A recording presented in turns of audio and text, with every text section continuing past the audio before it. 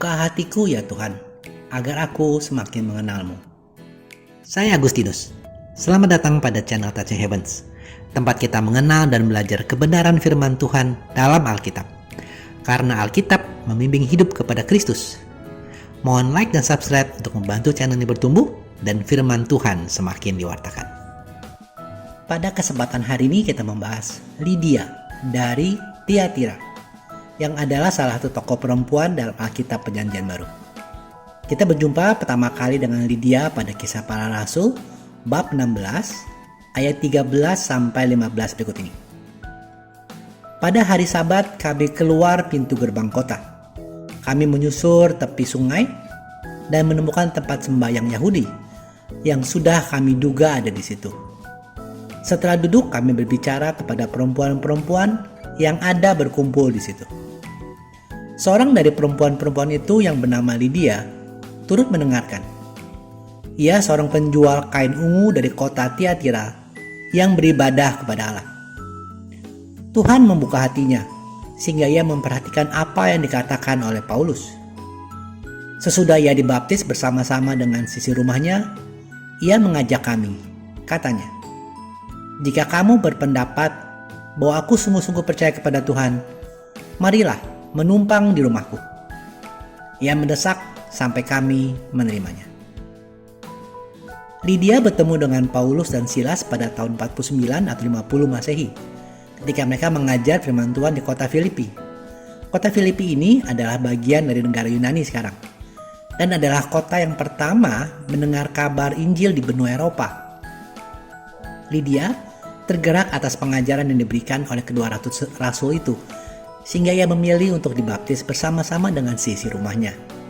Sehingga Lydia ini adalah seorang Eropa pertama yang bertobat dan memberi diri dibaptis oleh pengajaran Paulus di wilayah benua Eropa, khususnya di kota Filipi. Lydia seorang wanita. Teman-teman, renungan hari ini adalah tentang seseorang yang berada di tempat yang tepat pada waktu yang tepat, dan terutama dengan sikap hati yang tepat dan perilaku yang tepat pula. Karena Tuhan sanggup melakukan perkara besar melalui siapapun yang rindu mencari Dia, mengikuti Dia, dan mentaati pimpinan Roh Kudus.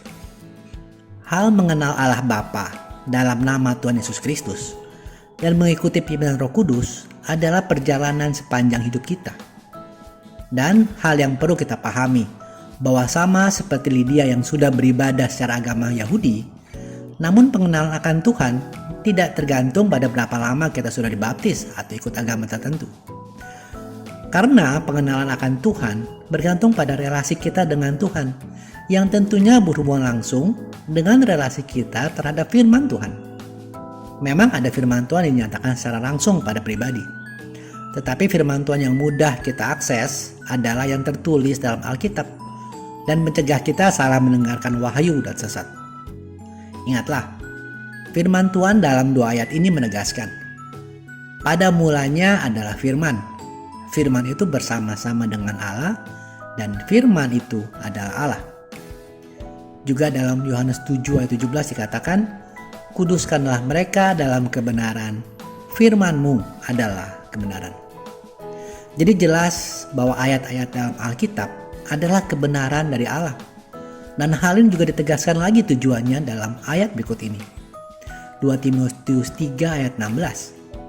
Segala tulisan yang diilhamkan Allah memang bermanfaat untuk mengajar, untuk menyatakan kesalahan, untuk memperbaiki kelakuan, dan untuk mendidik orang dalam kebenaran. Teman-teman, perlu dipahami juga bahwa tadi di ayat 14 dituliskan, Tuhan membuka hatinya sehingga ia memperhatikan apa yang dikatakan oleh Paulus. Ya, perihal mengenal Tuhan ada juga bagian Tuhan untuk membuka hati kita. Jadi Tuhan pilih kasih kepada siapa yang mau membuka hati untuk menerima firman. Ya, sepertinya begitu.